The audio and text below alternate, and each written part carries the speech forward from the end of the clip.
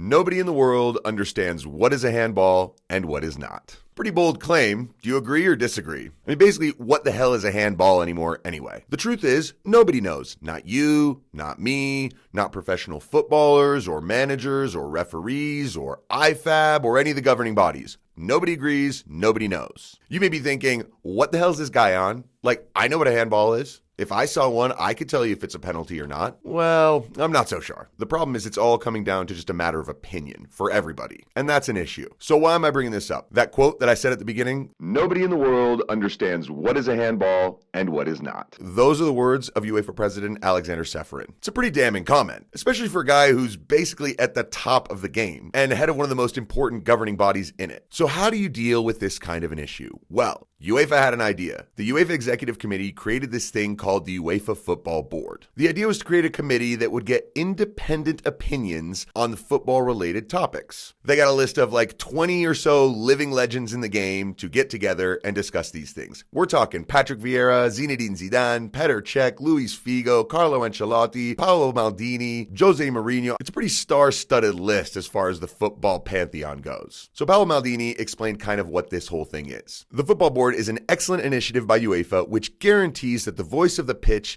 is heard at the institutional level. So basically what you're doing is you're taking ex-players and managers and having them talk to all these corporate types who are running the game. And getting their opinions together is how we'll fix things. The funny part about this is like, aren't these guys already in the game? I mean, Paolo Maldini, he's an executive at AC Milan. You've got Carlo Ancelotti and Zinedine Zidane, coaches at the highest level in the game. They're not just out on the beach somewhere watching games and getting annoyed about decisions and saying, I have an opinion. No. These are all people already involved. So yeah, getting them together is a no-brainer. So they had their inaugural meeting here just last week, and they wanted to talk about some very important stuff. No, they did not get into important issues like how do you grow the game in poor places? How do you get more places to play in crowded urban areas? Maybe how do you fund the women's game more, or the game for handicapped people, or different types of games like futsal and tech ball and beach soccer, whatever. Nope. They were here talking about the most basic, fundamental, and oldest rule in the game, the handball rule. It makes it sound like it's some kind of ridiculous joke, that they would all get around to talk about that. I will admit, the rule has gotten a little bit fuzzy lately, very fuzzy lately, and you're just seeing so many inconsistencies. Now I gotta bring VAR into this. I think ever since we've been able to see super slow-mo replays of these minute incidents where a ball touches a hand in the box, it makes it a lot more likely you're gonna get penalties called. But it also makes it more likely you're gonna get debate, and VAR saying, that doesn't fit the criteria exactly the way we see it. Well, who's we? Those 3 people in the booth that day? The next day you got 3 different people in the booth, and they see it differently. And Ceferin broke this down quite well. He explained how this group of football sages they've put together are also just as confused as the rest of us. We had the best coaches in the world in the room. We showed them a situation where a ball hits the hand of a player and we said penalty or no penalty. Half said penalty, half said no penalty. Those are coaches of the best teams in the world. So basically, you get the biggest names in the game, some of the most high-profile people, highly respected people. You get them in a room, have them ask about a decision, and they're split 50-50. That's not ideal. It's not exactly a surprise either. I mean, this game is loaded with gray area. There's always room for interpretation on pretty much every single decision. And if there wasn't, you wouldn't be seeing pundits and ex-players and all these people on TV debating things the way they do. I mean, if the rule was clear, why would people argue about it? Because it's not, it leaves room for debate, and, well, it creates these 20-minute segments where people argue over whether something should have been called a penalty or not. You've all seen it. Halftime of a match, post-game, or on some review show that you've been watching. They get a panel together, they all sit there and they comb through the decision and they go one by one. The host is like, what do you think? Penalty? 100% penalty all day. Not sure who I'm trying to be there, but don't worry about it. So what about you? What do you think? Never in a million years a penalty. Okay. There's also a lot of weird cliches and explanations that have come out that are used by everybody all the time. You've got things like, no, it's not deliberate. No, he's moved his arm closer to the ball. The hand's in an unnatural position. The deliberate thing is always hilarious to me, by the way. I mean, what is a deliberate handball, really? Is it Messi in the World Cup or Luis Suarez on the line? Those are deliberate to me. But 80% of the time, they're like, oh yeah, he knows what he's doing there.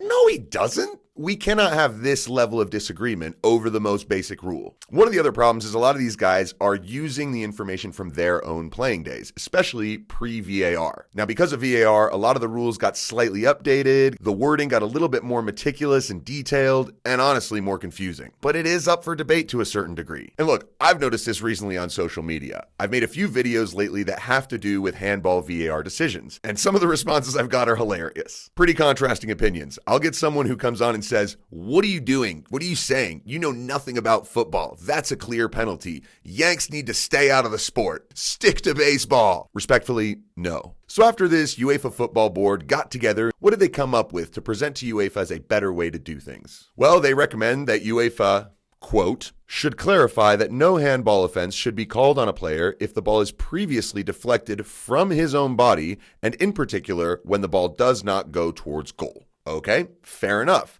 But are they also going to debate if a player jumps like this, hands way up in the air, the ball hits their knee and then hits their arm when it's up here? Look, if the hand's above the body, right, it should still be a handball. But if you're always going to say that a deflection onto the arm is not a handball, once again, we have debate. They continued. On the same notice, the board recommends that not every handball should automatically lead to a caution after every shot at goal. So think back to the World Cup final. Kylian Mbappe takes a shot. Montiel slides to get in the way. It hits his arm. Yellow card. I guess what they're saying is not all of these situations should be a yellow card. Honestly, I don't think this is where the big problem is. Now, the football board, get this, recommended that UEFA talk to IFAB, who are the lawmakers of the game, to clarify this. You think? I mean, are these people not talking all the time already? Or are these just siloed organizations that are all doing their own little job and therefore confusing everybody because they don't talk? You're seeing how this all gets confusing very quickly. And to be honest, the gray areas are just a part of this game. That's the way this is. There's so much subjectivity in this sport, and there always has been. It's never been an easy game to officiate. And there's almost nothing that is 100% objective. Probably the only things would be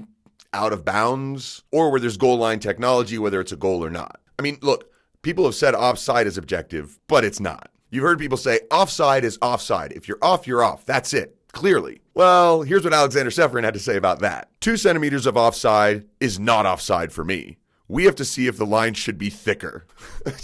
Yeah. So then the person who's like, no. If you're a toe offside, you are a toe offside. And then you got people who are like, there should be daylight between the two. I personally think with the semi-automated thing that they have with the screen sort of, and you can see how many body parts are over the line. There's 3 body points over, it's offside. I've made a video about this as well. I'll leave it in the description. So we know that ex-players and managers and all these people differ on their opinions. Here's an example of 2 journalists disagreeing as well. Gab Marcotti and Julien Laurent had a little debate on this on the Gab and Jules show. Gab seemed to think this whole thing was a little ridiculous and overblown and kind of silly, basically saying the rule is clear and why are we even doing this? He mentioned what Ceferin had said and said, you know what? I understand the rule. Do you? The handball rule. Tell me. Yeah. It seems that there are different interpretations, though, in different countries. Yeah, well, in different countries, a foul is a foul, and in another country, it's not. So there's different interpretations for fouls. Well, there shouldn't be with handball, though. Why? Well, because there should be one rule, which I agree with. And then this is where he fumbled into the gray zone. He said, either you just stick to if you don't make your body bigger, then you make your body bigger regardless of where you are. This is a handball. Yeah, I understand that. Why don't these people understand it? That's the whole point. People disagree. You two just disagreed on whether or not people see it differently and whether it's ruled differently in different countries. If you feel like it is,